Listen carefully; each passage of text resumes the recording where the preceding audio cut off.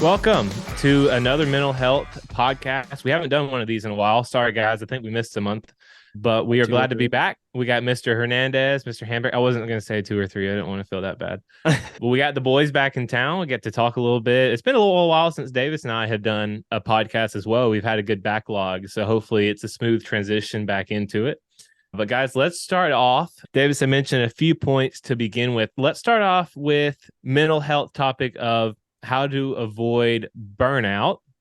And then we can jump into another topic of what our specific companies or past companies have done to approach that subject and to help with the employees on their job sites. Who wants to start it off? He pointed at Mr. Hernandez. Yep. Silver Fox. Yeah, so I want to share something that's probably going to freak people out in the sense that they're going to think this guy's a psycho. But for people like me that are like super get lost in their work, this is what's helped. So in terms of managing or avoiding burnout, I had to develop an understanding of what my limits are in terms of workload. And so it took a lot of work, but I finally figured out that if I have 10 things on my calendar, like that's my limit every day. There's 10 chunks or like important things. 3 of those things are exercise, journaling, and posting on social media, right? So that leaves 7 things to put into my calendar every day. Some of those things are like calls, invitations, whatever, like this recording's on my calendar. It was the 10th thing. Gotcha. And then I fill it in with other projects and stuff that I need to work on, activities that I need to get done. The way I figured out 10 was, I mean, there's a long story about it, but the reason I picked 10 is because it's not such a heavy load that I'm rude and rush people off the phone. Like it gives me enough space to be nice to people for the unscheduled call, right, or the unscheduled request. Like I can still help. And so it leaves space for me to like do a little extra things if I need to. But it also keeps me from packing it in just because there's space on my calendar. Because when I do that, I can't accomplish everything. Or I do more and I don't eat or I don't sleep right. And then it piles into the next day and piles into the next day and piles into the next day, which leads to burnout. And so from a daily super actionable approach to managing burnout, it's really a matter of managing how many things I'm committing to do it within a day. And my day is like from the time I wake up to the time I go to bed. 10 things are going on my calendar. And that forces me to pick what is going to happen and what is not going to happen on that day. And so that happens on a weekly basis. On the weekend is when I fill out my calendar. On Sundays, it's okay, this week, what am I doing Monday, Tuesday, Wednesday, Thursday, Friday, boom, boom, boom, boom, boom, boom, 10 things. And there we go. And it keeps me from overwhelming myself and overcommitting or feeling like I'm letting people down because I didn't get the thing done because it didn't fit on my calendar. Yeah. Does that sound wicked? No, I like that. I mean, I'm trying to think, how do we apply that to the job site, right? So for one, I think if we're just trying to hit our audience, right, the people that are probably going to be at the job site a lot of time, how do they make a calendar where, that big block's going to be work, right? And so how do we compress that down to where we're allowing other activities? And so just to speak on this personally, I've noticed I've been a lot more still because I am on a different job site now. I can't talk about the one I'm on, unfortunately, but yeah, it's hush hush. But anyway, but there's a lot of coverage. There's a lot of people helping us. We have every reason to be successful. We just got to go do it now, right? Which is the hard part. But the reason I say that is because I go back to where I was at before and how I was overstretched, but I would commit 1,000 things on my calendar after work because I was so stressed from work, right? And it was staying up too late. It was drinking, and it wasn't, you know, anything outrageous or out of the normal. But for me, right, like if I'm coming home every night drinking a glass of wine, like again, that's not bad, but why? Why am I doing that? Okay, still got to ask that question. And so, my wife have had that conversation at the end of the last job. If every work outing is going out and we're getting drinks too, right? Instead of doing something to where it could be you just going to a ball game and not going out to a bar, right? And so I just think back to where I was at, and I laid up my calendar on laying foundations of we got to do all the stuff, got to do all the stuff, got to do all the stuff. And now I'm just kind of back to a point where it's still, and I'm trying to think more long term instead of loading my schedule up now. So I'm trying to relate to you, Jesse. I understand because, I don't have the same amount of time. I haven't had the hard work that you've put in to be able to own your own company, right? But one day, I hope so, right? Hope so. I get to that day where I go, hey, I got 8 things in my calendar that day, and if I'm over that, then I'm a butthole to some people, right? Like you were mentioning. So I like that. So that's a little bit about me. Let's Walker, you can go for it now. But how do we? You answer it, Walker. But then we'll go into how do we apply this to the people out on the job site. Yeah, I'll kind of do both. I mean, I think that what y'all are talking about kind of goes to the book that we read in our last leadership group, which was Atomic Habits, right? But these are kind of like micro habits that you want to create, and which for a guy on the job site, he could do, right? So for me and my wife, it's not easy to keep the house clean, right? But it's easy if you do something little every single day. So we try to do little micro habits in all areas of our lives. And one of them is we have to wipe the counters down in the kitchen every evening before we go to bed.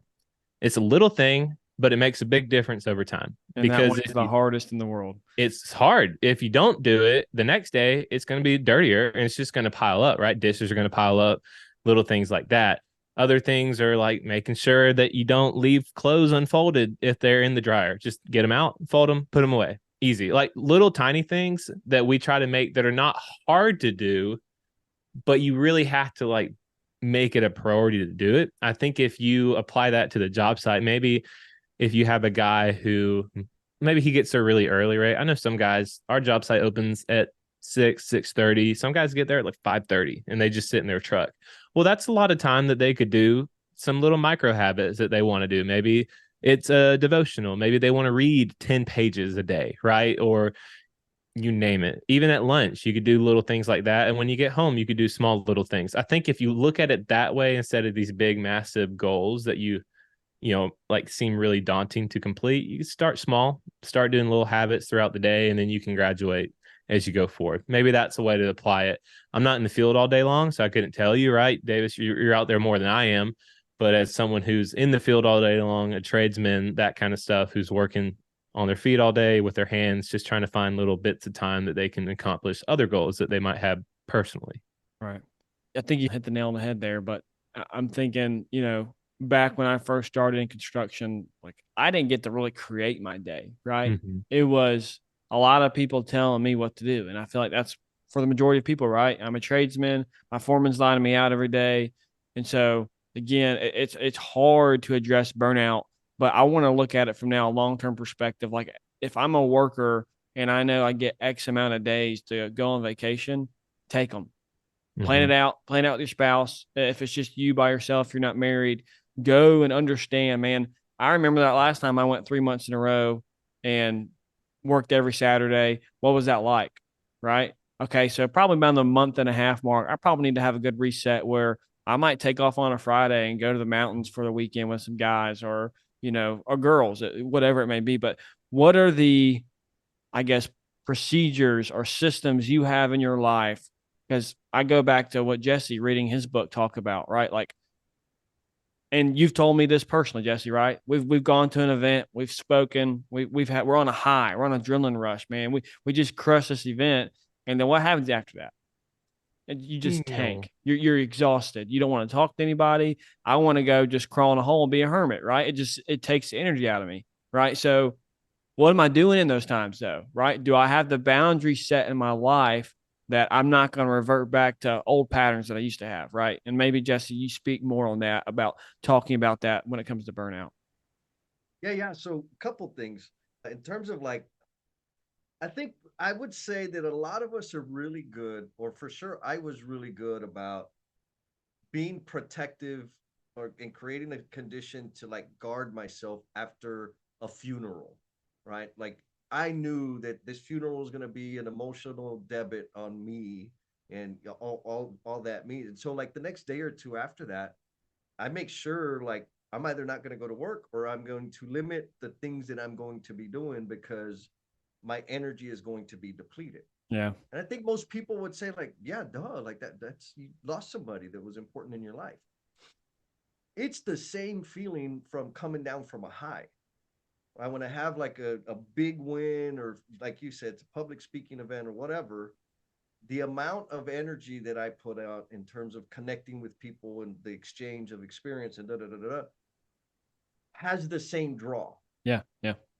And if I don't block out time on the back end of that, I will make short-sighted decisions that turn into like negative outcomes long term. Yeah. And so I know, like for example, we are just in Detroit last week. It was LCI Congress. I knew it was going to be a high contact situation for me. Like talking to people. I love people. I love talking to them. Like we're Yeah. having a really deep conversation. We're joking around. And after that, after I got back home, the rest of my schedule was not like there was no real deep problem solving activities. There was no real need for creativity. It was mostly like chores and simple stuff. Yeah. Because I didn't have the energy to do anything else because I was recovering from that experience. And so it was also isolated by myself because if I was with other people, I'm more apt to make short-sighted decisions in the moment because I don't have the like my discipline is worn thin because of the experience. Anyhow, and so part like what's the big takeaway there? The big takeaway there is be aware of what gives you energy and what takes energy from you. Yeah. Because we all experience it. And so if I'm a worker on the job, back when I was in the field, I didn't do it back then, but like now if I could go back and do it, these are some things that I would do. Whether I was a trade installer or, on-site management, whatever, my day can absolutely be chunked down, but it feels like there's no possible way because it's crazy, it's chaos, it changes every day from day to day. Like, okay, fine. If I know my day is going to be like that, that's only my work day. Right. I still have my mornings and my evenings. And so I can be very intentional. I can design what that morning and evening need to be so that I can recharge and take care of myself. That's right. Right. I can design like you said, vacation. If I have, and I didn't think this way, now I do. Like, okay, I'm going to take 3 days off a month. If I'm back in the trades like that, people would I I I wouldn't be popular for taking off 3 days every month. No, you wouldn't. But I could take off every quarter or twice a year, because for some people every quarter is excessive, but it's reasonable to do that. So how do I accomplish that? The same way people recognize holidays. Put it on your calendar, schedule some damn stuff to do and just do it. Yeah. Instead of waiting till, maybe July, maybe June, or another thing that I do, especially now on my little monthly breaks, vacation for me is a stressful experience because you got to pack and you got to decide where you're going to go, and you fill out this agenda of all the stupid things that you're going to do on the agenda, and you're spending it with people and you're traveling. Like, that's exhausting. So rather than using do a vacation and also do like a ghetto, like just a simple go camping, rent a hotel in your city and just go stay in the hotel, veg out, watch TV, like relax. Like it doesn't have to be high, intense, fancy, super expensive vacation, because it really is. What are the conditions that help you relax the most? And so if I could do that on a daily basis, journaling, exercising, connecting with forward-thinking friends, those things energize me. Yeah. So I can do those to Walker's idea about micro habits. I can do that daily. on my walk, I just recently started doing this like on purpose. I go for a walk in the morning, somewhere between 30 and 75 minutes long, just kind of depends. And I'll call somebody that I enjoy talking to or text people while I'm doing that. And it recharges me. I'll journal every day. And so those little things now, can I skip them? Yes. But I don't. Getting to bed, I have a bedtime routine. There's certain things that I do at certain times that like that's my target. Sometimes I miss. But doing those little things on the regular help me manage my burnout. Burnout doesn't happen on the day I'm burnt out. Burnout started way before. It was every day before I burnt out. And so it's daily things. I think the daily things are more valuable than the vacations. I really do. Yes, job sites are stressful, and I live that life. And there's things that I can do to manage that or mitigate that on a daily basis. But what I used to do, like the way I coped with it, compounded the problem. It didn't mitigate the problem. Right. Alcohol, staying up late, partying, all that stuff. That was not healthy for me. And so guess what? Every 4 to 6 weeks, I burnt out. And if you think about it, I mean, that's probably stereotypical for most trades, right? Like we're gonna talk about breaking the stigma, but for a lot of guys, that's what they turn to. There's a lot that don't, and you can tell. But I think back just against the last job, if I'm not, for me, it all starts with how much sleep I get. I used to be a guy that would just pride myself on 4 to 5 hours of sleep. Man, I can do it. I can get it done. But whenever I do that, I'm a freaking lion. I run through people, and I'm not nice. I'm not. I know. So I have to get 8 hours of sleep. I never get it. But my brain, from the time I walk in the door, is backtracking. Okay, this is what I have to do tonight. This is what I need to get done. I also need to be really intentional about the time with my wife. Really need to make sure I'm honing in there, because if I'm so busy doing all this stuff and don't spend time with her, it don't matter. I'm not going to bed early. I'm just not. And I've known that, right? Preach it. So I have to be super intentional. If I don't do that, it usually ends up we get in an argument, and then it's 11 o'clock anyway, and I don't get to go to bed, right? And so it's just, I have to learn that I'm married, right? So it's not just about me. There's a person that wants to see me every single day, and I want to see her. It's just we don't think the same. She can stay up till whenever and wake up whenever. I don't know how she does it. I just don't. But she's still the nicest person in the world. I'm not like that. So for me, it all starts when I sleep. If I don't get 7 to 8 hours of sleep, I'm a zombie. The next day, I want to have a morning routine where I'm spending time in my Bible, I'm praying, I'm thinking about other people. I like to do exercise, and I'm starting to do that again, which has been cool. But then I also like getting to the job like 30 to 45 minutes early, because I like to just sit.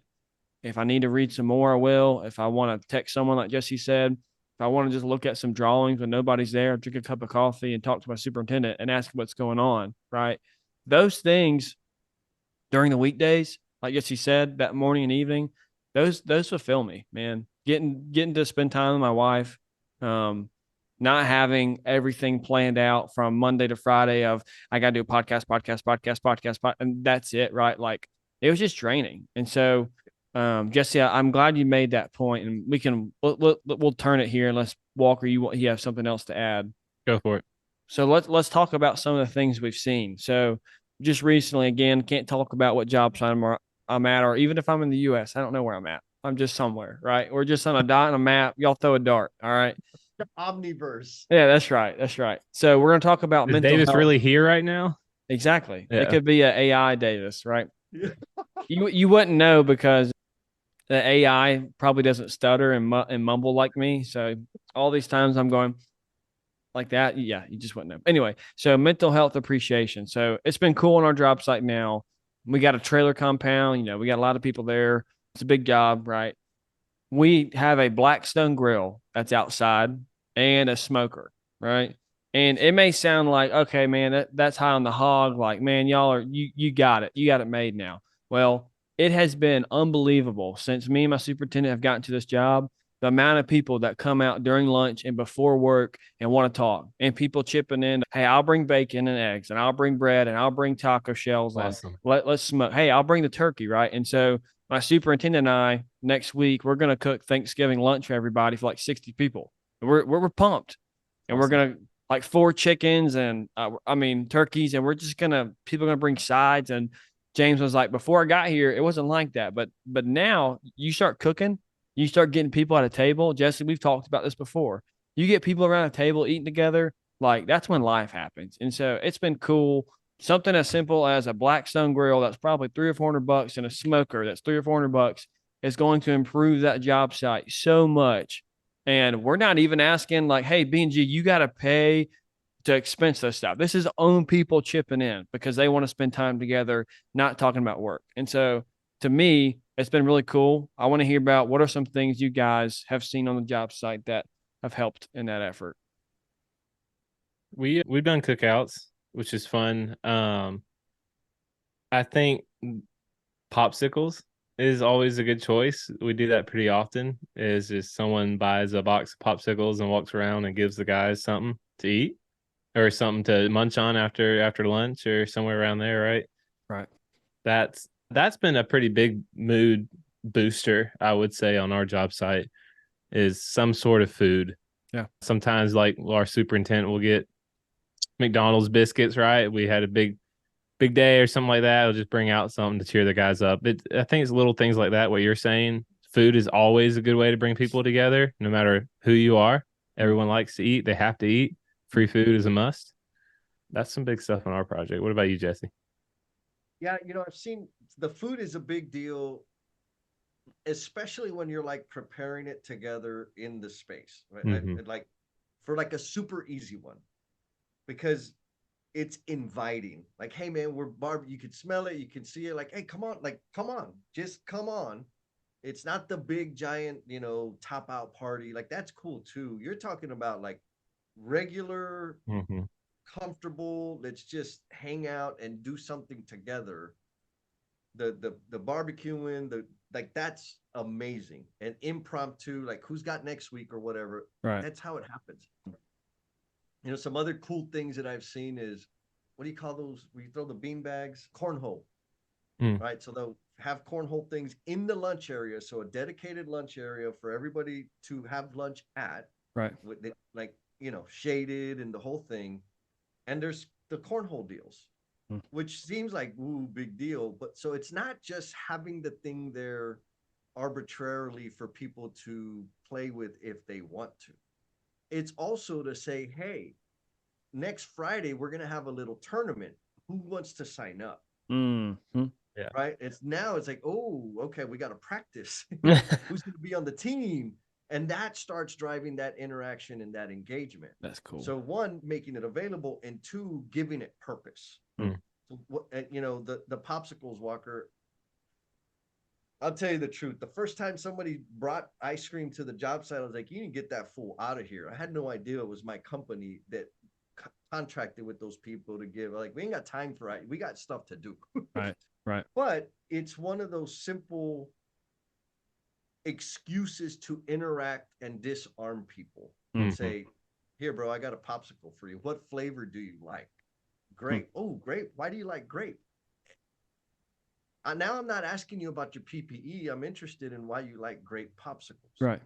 Which is a human thing. Oh, why aren't you in the tournament for the cornhole thing? Like creating these little things open up opportunities for human interaction. That's cool. That's awesome. And so I think there's a bunch of stuff I've heard of softball tournaments. On one project, they had a special parking space just for motorcycle, for like guys that rode their bikes during like fall and kind of spring when it was they were like, man, it would be awesome to be riding to work. The drive out here is nice, but we don't have anywhere to park our bikes. Okay, but they created a parking space for those guys to park their bikes. Right. And so that was it was a deposit into the relationship with the workforce. And those little things, they start small, right? Like And little by little, Trickle. they'll go and say, hey, man, that Davis guy, I know he looks like a terror, but he's pretty cool. You should come tomorrow, right? Yeah, that's right. Or on Walker's like, hey, man, that dude, the guy that gives the popsicles, he's awesome. And his boss, she's really awesome. Like, you should go talk to them. Like, they're cool. Right. Like, it's okay. Right. And so, utilizing these things as excuses to have simple human interactions, I think is the key. Uh, mm, mm. I like that. I got two things off of that. One, I'm not going to go into the amount of detail because Walker just heard it before the call, Jesse. But yesterday I messed up with our guys. We're self performing concrete, and I've been in the hole as a finisher before, right? I've never led a crew of actually doing it, right? And so, one, it was on me for not knowing what each person could do. I just assumed that they all knew the responsibilities. That was the first mistake. Second, I didn't calculate the grade beam that messed up our quantity. So we had a callback truck that came back late, and it was wet. It was cold. They skipped lunch. Like, it was just brutal. It was brutal, right? So we had a long day. I brought biscuits. And I'm not saying this because I did it, but I'm saying I brought biscuits to the guys this morning, told them thank you for staying out, for skipping lunch, for staying in the rain when it's cold. They could have left. They could have just went home. They didn't have to wait an hour for a callback truck. They could have been done. And I think we think this there has to be some big strategy. We have to make sure that we have this thing that we got to have something every month for mental health and yada yada yada. But man, it's as simple as saying thank you for what you did for me. You bailed me out. Here is a $2 biscuit for 15 guys. I spent $35. Oh, wow. That's such a big deal, right? But I did that. Today the guys are running around with their heads on fire. They're getting after it. And I'm just like, what is going on? He's like, the superintendent said, one, you came to him, said you messed up. Two, you appreciate him and you fed him. Like, that's the ultimate recipe. And I was like, huh, interesting. So anyway, I say that because we have to not know, or let me back up. The task of we have to focus on mental health is important, but we can't let that be the obstacle to starting something, right? Like, I love what you said, Jesse. It's an opportunity, right? It's an opportunity to, hey, we're gonna have a cornhole tournament after we got a few guys together. That now allows the PMs to come out of the trailer, right? We got a PM team. Well, the field guys see the PM guys, and now they're playing against each other, right? They're breaking barriers, right? So going back now to that, to what I'm thinking, I have guys that work for me now that are like, man, the PMs are just always like, they don't really come say, hey, they're just kind of observe. They just like kind of walk out on the job site. Like, what do they do? Right. Well, we cook them breakfast and lunch. And guess what? They're talking to the PMs. They're like, man, that dude's pretty cool. He's really nice, actually. So guess what? Now that PM comes a little bit more and he starts and talking to him. Right. And so that sounds so trivial. And it sounds like people should just know that. But it's just, again, getting back to our roots of being humans, right? Like, yep. I firmly believe God created us to be interrelational, right? He did not make us to just be by ourselves all the time, right? And so I think the more connected we are with these things, as great as they are, the less I'm communicating with Walker, or the less I'm connected with Walker and Jesse. So y'all get what I'm talking about. But I think it's so imperative. Don't think about the perfect strategy, how to get the mental health topic done and make sure it's all HR approved. Like, just get started, man. Get started. I have a cornhole board out one day during lunch and start with that. And then, like Jesse said, the next time after you have a good time, hey, man, let's make it a tournament. Let's make it a tournament. And let's pay for the guys to do it, right? Let's let them have a good time. So, Walker, what do you have off of that? No, I mean, I think you hit the nail on the head on this one. Relationships in any area of life are huge. It's like you see a lot of people, and I think construction is a big place for it too. Just a lot of loneliness, right? I mean, sometimes people are traveling and they're away from their families for a week or 2 or 3 weeks at a time. They're staying in a hotel. I've done that before. I get it, right? Not as long as a lot of people. Some of our steel guys are from North Carolina and they're working in Virginia, and that's like 2, 3, 4 hour drive. And so they're not going home every day. They're staying somewhere. And sometimes they work on Saturday. Don't think they're going to drive home for one day, Yeah. And so I think that when you start thinking of it like that, yeah, the construction can be a lonely place for sure. But if you make it more of a welcoming, everyone always says family ready, family company, family. It's not going to replace your actual family, right? But it can be your work family. It can be people that you come to that you can have relationship with, that you can have community with and talk to. And if you can make your job sites like that are welcoming, it's okay. You can make a mistake here. Like, we're not going to freaking yell at you and kick you off the job for doing one thing wrong, right? Which is what our job site is. It's pretty easy going, right? You got to do the right thing, make sure you're safe, make sure you tie off, do your job. As long as you do your job, we're easy. Everyone's nice to each other, and they're not going to get into weird battles over something stupid, right? My last job, it was a no butthole rule. Butthole was not the word, right? No a-hole rule was the main rule. And as long as you didn't break that rule and you worked together easily and had a good relationship with everyone, then it was fine, right? And I think that the job sites that become very competitive and you don't ever have these meetings together, you don't ever have everyone talk to each other. You might not even have superintendent meetings, right? Where all the trades can come together and say, hey, we're doing this next week, you're doing that one next week. It just becomes you're in my space. I need you to get out so I can finish my job. I think that's where you really start getting to dangerous territory, right? Of saying like toxic relationship, right? Bad working environment. No one wants to be there. But what you're describing is the complete opposite. And you can see from your experiences and what you've said on here that it works pretty good and it has a really good outcome. Right. I think, man, I just wrote it down. How do we break the boundary of realizing that that's a person? Right. I think so easily when we're putting in schedules and quantities, we forget about the person, right? Like the decision I make as training to be a superintendent, right? I affect other people's lives from what I do every day. And so if I just make a decision of, all right, this guy's crew is going to go over here and bounce around back and forth all day, that may sound simple. I understand the plan. He's going to be there for 2 hours, over here for 2 hours, over here for 2 hours, over here for 2 hours, right? But that's lunatic, right? Like that's dumb, right?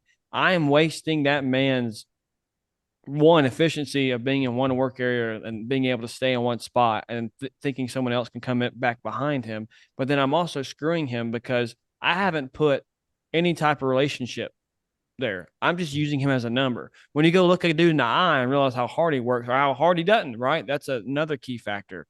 I can look at the Carpenters now and I know who's going to be the A team. I know who's going to be the B team. I know who's just going to kind of be over here a little bit, right?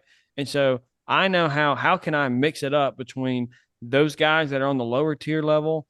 I know them by name now, but how can I get them paired up with someone that just works their butt off so they can learn about what a work ethic is? And so I don't want to get too off of the weeds here because I feel like I'm going to already, but you have to do things, schedulers, PMs. If you don't know the people out in the field, go buy them a biscuit, go buy them a popsicle, go give them a bottle of water, soda, whatever it is, and break the barrier and make that person a person instead of just a number, right? We sit in the office all day, we schedule everything out, and we don't realize that people are humans that need interaction. And once you go look that guy or gal in the eye and shake her hand or his hand, it's a lot different. You're going to treat that person a lot differently. You know what? I'm gonna add this, and as you're talking, I'm like, duh, I need to share this with y'all. I'll send y'all a link. But so I had a conversation about like how do people that are like transactional, not real comfortable, very kind of specialized work, separated from the rest of the group. How can we help them like connect with people?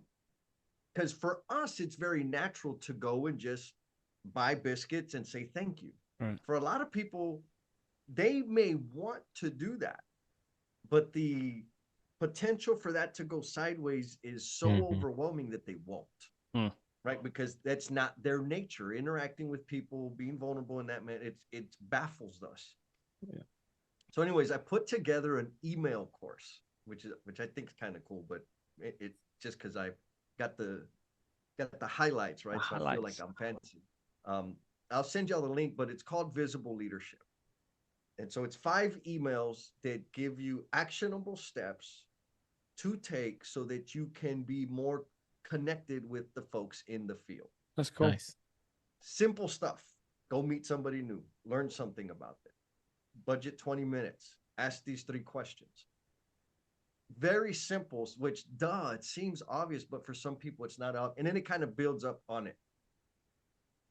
The reason, and I've seen it, like I used to do it as part of a different thing. Anyways, The reason I'm bringing it up is, as you, both of you guys touched on, like, we are social creatures. Relationships are critically important, not just for business success, but for our mental wellness. Yeah. And so the more people we can connect with on a human level, I say the richer our mental state will be. Right. The fewer people that we're connected with, the more depleted our mental state is going to be. And so if this will help some people connect with other people in a more meaningful manner, I'd like to offer that up to you guys. That's awesome. I love that. And the listeners, if that works out. I say we can put it on the show notes. We're looking for, I mean, that's a mental health resource in my opinion right there, right? Right.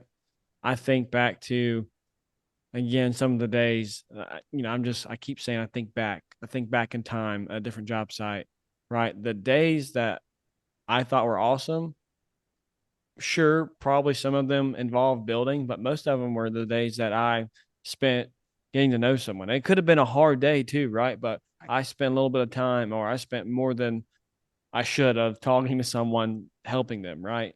And I never thought about that way, right? The deeper the relationship we have, the more human interaction we have, the greater our mental health is going to be, right? And it can be someone just telling you about a hardship they're going through, but you're willing to sit there and listen, right? Yes. You don't always have to. I think a lot of us too, this is in my DNA, it's the fix, right? Walker spoke a lot of wisdom with me and how I talk to my wife now. Do you want me to listen, or do you want me to help you fix it? Right? Those are key words.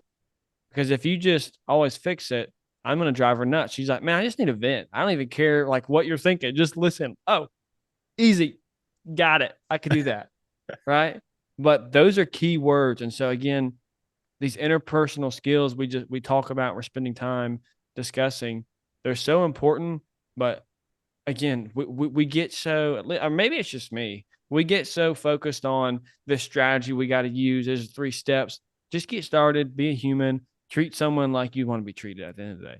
At the end of the day, if you just use every opportunity you can, and one thing, I guess if you're struggling to have a conversation with someone, right, what's easy to do is to start it off with work and then just to throw in little tidbits of, hey, did you have a good weekend? Oh, what'd you do? Hey, how's your evening yesterday? You do anything fun? Right? It doesn't have to be big. Doesn't have to be like, tell me about yourself. Right. But if you start over time, I mean, I talk to my plumber every day and gotten to be like, oh, what you do this? Oh, you played golf? Nice. How'd you do? You should start building a relationship over and over and over again. That's right. Well, guys, I guess, you have anything else to add? That was huge. We appreciate everyone listening. This is going to be November's mental health. If you have any questions, if you need anything, right, all of us are available. Reach out to us, and all these resources as mentioned will be in the show notes. That's right. Thank you.